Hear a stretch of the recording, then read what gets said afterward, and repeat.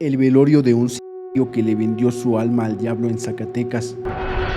Hola Pepe, espero que te encuentres muy bien. Lo que estoy por relatar sucedió en un pueblo de Zacatecas, en un pueblito donde nací. Este está ubicado al norte de Zacatecas. Y bueno, esta historia comienza así. Juanito era un joven tímido y retraído, amigo mío y de mi familia. Lo conocí en la primaria y siempre fuimos inseparables. Él era muy amante de la pesca, pero en cuestiones de mujeres tenía muy mala suerte. Siempre se le veía solo, lo que parecía hacerle sufrir. Como te dije, él era muy tímido, lo que le dificultaba entablar relaciones de amistad y aún más con alguna chica. Cuando cumplí 16 años, migré a Estados Unidos en busca de una mejor vida, pero aquel amigo siguió ahí. Yo lo veía y lo saludaba de vez en cuando iba a visitar a mi familia. Con la llegada de la violencia al pueblo y los grupos delincuenciales, y al haber poco trabajo, Juanito se unió a ellos. Para sorpresa de todos, pronto al parecer por su falta de temores y escrúpulos, alcanzó el puesto de jefe de la zona. Cometía actos terribles como desvivimientos y violaciones libremente. Decía la gente del pueblo con la que hablaba vía telefónica que vestía un gabán, llevando debajo un infundiendo miedo a todo el pueblo. Decían que su sed y maldad lo habían llevado a hacer un pacto con el diablo para no morir. Incluso algunos de sus enemigos relataban cómo veían que a pesar de salir al frente en los enfrentamientos, parecía esquivar las balas o simplemente no le hacía nada. Vivía desviviendo sin miedo a consecuencias humanas, legales o divinas. Afirmaba que nadie podía desvivirlo y desafiaba incluso a Dios. Muchos escuchaban temerosos sus palabras, no tanto por lo que decía, sino por lo que era capaz de hacer.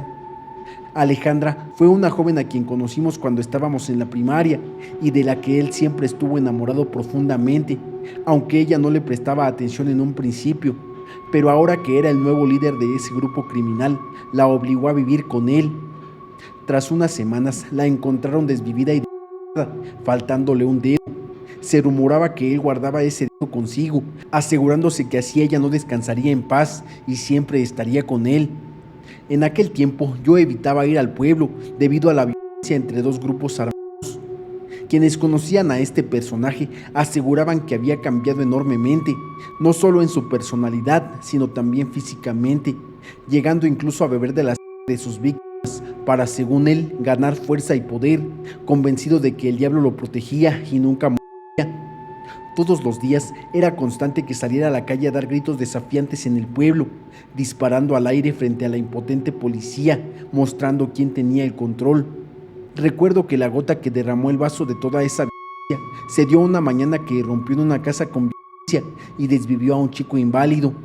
Todo porque afirmaba que el demonio le había ordenado desvivirlo, asegurando que ese joven sería su perdición.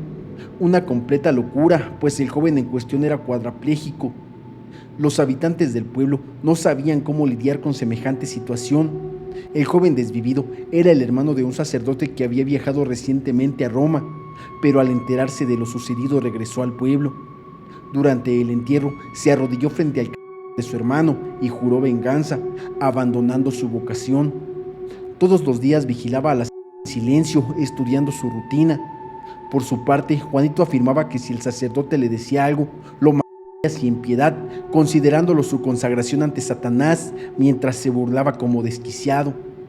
Una noche de viernes, tras beber 2 cervezas, Juanito se paró frente a la estación de policía con un fusil al hombro, desafiando abiertamente a la ley. Estaba junto a un poste de electricidad cuando un apagón lo sumió en la oscuridad por unos instantes, pero en ese momento 2 resonaron, impactando en el pecho de Juan. Este apuntó su fusil hacia donde creía que venía el ataque, pero no pudo reaccionar. Se puso morado y cayó de frente, falleciendo al instante. A simple vista se creyó que lo habían desvivido con impregnadas de cianuro, pero los exámenes forenses no encontraron nada extraño en ellas. Aquí es donde comienza todo lo extraño, o paranormal, por así decirlo. Al día siguiente, muy temprano, llevaron al difunto al cementerio. Sin embargo, en cada instante se escuchaba desde el ataúd un rugido infernal, como si no quisiera ser enterrado. El sacerdote del pueblo detenía la procesión, abrían el ataúd para verificar que Juanito no estuviera vivo, pero el permanecía en su lugar, con un tono notablemente morado en toda su piel. Esta coloración hacía aún más creíble la idea de que había sido asesinado con 2 balas cargadas de cianuro. Esto aparentemente por motivos relacionados con el joven sacerdote.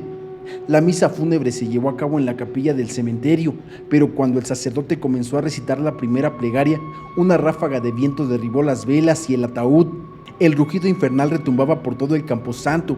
El caos se apoderó de las personas que gritaban y pedían protección divina. La misa no pudo continuar, ya que el viento y el rugido no permitían que ninguna oración se completara. Finalmente, el sacerdote decidió entre la desesperación colocar el cuerpo en la bóveda sin mayores ceremonias. Al intentar sellar la tumba, esta comenzó a temblar al igual que toda la zona del cementerio, mientras el cielo se oscurecía por unas enormes nubes negras. El sacerdote ordenó abrir el ataúd con la única intención de rociar el cadáver con agua bendita.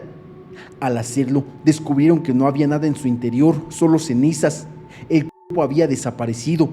En ese instante, en lo alto de las bóvedas, una figura negra se veía correr. Todos afirmaron haber visto a un parecido a Juan, pero tenía algunas características demoníacas, como sus dientes y garras. Salió corriendo y se perdió entre las tumbas, pero era él sin lugar a dudas. El sacerdote recitó una breve oración, impartió bendiciones de manera apresurada y salió corriendo, seguido por la mayoría de los presentes. Solo los familiares y amigos se quedaron, dejaron el ataúd vacío entre las paredes de la bóveda. Este evento ocurrió en el año 2008. 4 años después el ataúd sigue vacío, y en relación al sacerdote hermano del joven fallecido, este abandonó su vocación y se marchó del pueblo. Algunos afirman que él fue el asesino, portando siempre un crucifijo y buscando sin descanso al ser que, siendo humano, le arrebató la vida a su hermano. Otros sugieren que la culpa enloqueció al sacerdote.